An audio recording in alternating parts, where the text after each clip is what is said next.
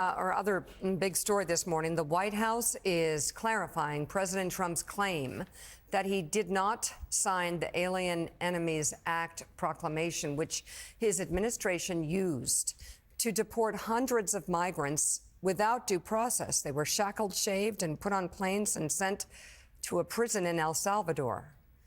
The president made the comment Friday evening while talking to reporters on the South Lawn. It doesn't sound like this judge, who the DOJ is arguing with today about the deportation flights, he wants to know why the proclamation was signed in the dark, his words, and why people were rushed onto planes. Because we want to get criminals out of our country, number one, and I don't know when it was signed because I didn't sign it. Other people handled it, but Marco Rubio's done a great job, and he wanted them out, and we go along with that. We want to get criminals out of our country. The White House released a statement on Saturday on Trump's comments, saying the president, quote, was obviously referring to the original Alien Enemies Act that was signed back in 1798. President Trump's signature is on the digital image of the proclamation that's posted online with the Federal Register. It's not clear if he signed it or if the document was signed using AutoPen, a method the DOJ says is a legal way to sign official presidential documents. Trump has criticized President Biden for using AutoPen, but Trump himself has used it as well. Meanwhile, border czar Tom Homan doubled down on his controversial decision that he, quote, doesn't care what judges think in an interview yesterday. Take a listen. I don't care what that judges think as far as this case. We're going to continue to arrest public safety threats and national security threats. We're going to continue to deport them from the United States. I understand this case is in litigation through the Alien Enemies Act, and we'll abide by the court order as litigated. But my quote was, despite what he thinks, we're going to keep targeting the worst of the worst of the worst, which we've been doing since day one, and deporting from the United States to the various laws on the books. So, David, let's get your take on this. The administration seems to want to have it both ways. They keep insisting publicly, hey, we're adhering to court orders. We're not violating them, at least not yet. But they keep criticizing the judges and seem to be foreshadowing that, hey, at some point we might. So talk to us about what legal authority is being used right now, especially with suddenly the Alien Enemies Act being uncertain. That's what's so, frankly, bizarre about that exchange. That's President Trump is now saying he didn't sign this executive order. So how are they deporting these people? And it's this pattern of sort of the president trying to have it both ways. I think more concerning is what Tom Homan is saying. We are going to deport people without them seeing judges. And it's this theme of the concentration of power, that this administration, this White House is going to deport people. It's going to do whatever it wants. And there should be no other branch of government that challenges them doing that. So it's if he did not sign that executive order, then those people, bluntly, under American law, I would assume should come back. And we still don't know many of who those people are or what charges, if any, there have been. So on this subject, President Trump's longtime advisor and White House Deputy Chief of Staff Stephen Miller has also attacked the federal judge who ordered an injunction on Trump's deportation under the Alien Enemies Act. The judge's order was patently unlawful. Beyond unlawful, it was an outrageous assault on the Constitution, an outrageous assault on the sovereignty of the nation, and on democracy itself. The idea that a single district court judge has the authority to direct, as though they were the president, the movement of airplanes around the globe is, again, it is the most outrageous thing I've seen from a district court judge in my lifetime, but frankly, going back multiple lifetimes. But let's be clear, it wasn't that long ago that Miller was cheering on judges who ruled against the government during the Biden administration. In fact, during the first months of Biden's presidency, Miller started an organization called America First Legal to fund challenges in federal court against the Biden administration. In May of 2021, a federal judge in North Texas granted AFL's clients a preliminary injunction to prevent COVID relief funds from going to women and minority business owners. Miller called his group's win a, quote, clear repudiation of illegal and discriminatory conduct. There's more. In July of 2021, after the AFL won an injunction on Department of Agriculture spending, Miller said it sends a powerful message. In August of 2021, when AFL secured an injunction from a judge against one of Biden's executive actions on immigration, Miller said this: "This injunction is a critical first step towards ending Biden's lawsuit assault on our people. We must now fight to make those injunctions permanent." President Trump, meanwhile, continues to attack the judiciary for stopping some of his executive actions. On Friday, he took to Truth Social, posting, "No district court judge or any judge can assume the duties of the President of the United States. Only crime and chaos would result." And yet, as recently as December of last year, Trump applauded an order from a district court judge in Texas who blocked the Biden administration's sale of border wall materials, calling it a major and crucial win for the country. And earlier this month, Trump continued to heap praise on Judge Aileen Cannon, who repeatedly stepped in to effectively end the Biden Justice Department's prosecution against him for allegedly hoarding nuclear secrets. So, Joe, certainly rank hypocrisy here from Stephen Miller, who formed a whole organization to applaud the work of federal judges, almost all of them from Texas, mind you, and the President Trump himself, who has now, though, when there's a judge he disagrees with, takes to Truth Social and seemingly endorses calls for impeachment. Well, and of course, the president has praised judges who agree with him and said the press should never criticize judges. It should be illegal, I think he said.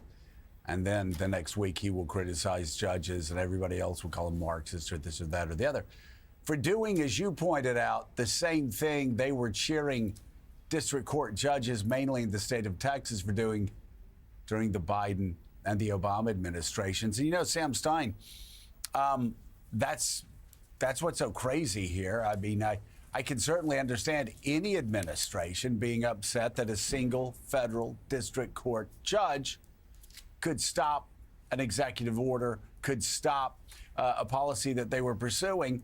But when I say I can understand why, because didn't we hear that from Barack Obama all the time? How can a single federal court judge in Texas stop an executive order from the President of the United States? We heard it from Joe Biden. We certainly heard it from Donald Trump. And so, again, second verse, same as first. I mean, this has been going on for some time. If you want to be critical, and many people have been critical of the idea that a single federal district court judge can stop, a national action, well, you certainly can do that. And it seems to me that Barack Obama was the first to really do this, because that's where we started to see it happening more and more and more when, there would be forum shopping. People would take a policy to a federal district court judge, a conservative judge in Texas, and he or she would stop the law from being applied across the nation until it was appealed. Yeah, this has been going on for some time. Now, the Trump people will say, well, look at the stats. We've had way more temporary restraining orders issued against us than Barack Obama or Joe Biden.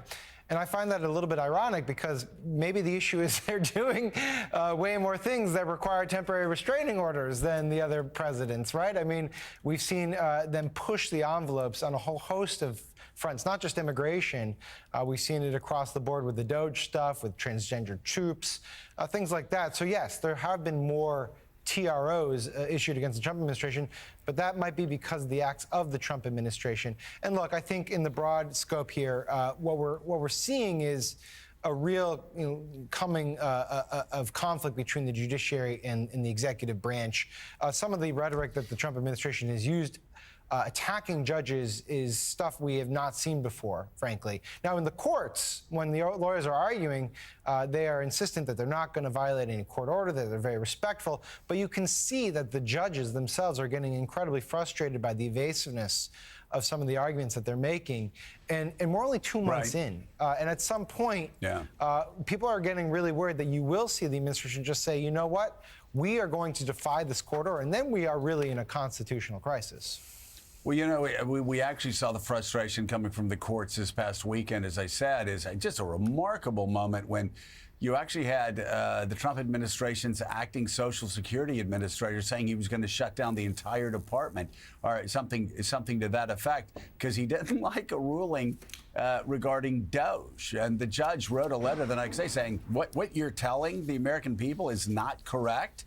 This only impacts Doge. It doesn't impact the Social Security Administration. So, again, a big question mark over why anybody would say they're going to shut down the entire Social Security Administration because and punish just millions of senior citizens because they didn't like a judge's ruling.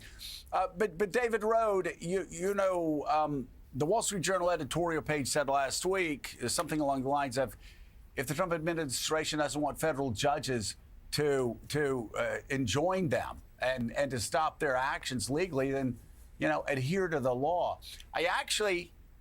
It's not actually that simple. I mean, the Trump administration is not, as an op-ed writer said, it's not just throwing spaghetti against the wall to see what sticks. This is a calculated effort because they believe that that Article 2 powers are far more expansive than have been practiced over the past several decades since Watergate. And so this was their plan. We're going to challenge, and they certainly have that legal right to challenge existing understandings of how powerful the presidency is. But when they do that, obviously, if that's their project, this is like a Project 2025 thing, and they're trying to do what nobody's done before, or at least since Nixon and Watergate, then they're going to have federal judges pushing back. They'll succeed in some areas. They won't succeed in others. But I mean, that certainly explains why there are more injunctions filed against them right now, because they're pushing the boundaries every day to see how expansive they can make the president's power. Yeah, you're right. It goes back to Watergate. And again, the lesson of Watergate, that when there's a concentration of power in the White House and the Oval Office, you'll have abuses. And there's been a project, this is Project 2025, to restore all that. There was a view that the War Powers Act weakened the presidency, that the creation of an independent Justice Department that would just rule on the facts, not on political concerns, was a weakening of the presidency. That the president, couldn't control the spending of money. The Impoundment Act was passed, so Congress stopped that part. Inspectors general were created as an independent check, as a way to look for fraud, but it's not the president going after his enemies, and they are trying to reverse all that. I said it earlier, it's a concentration of power. Some conservatives talked about it for decades, but Donald Trump is taking it to new heights. And as a journalist, I want to see transparency and a dispersal of power between three branches of government. It helps us in our reporting, but it's also American democracy.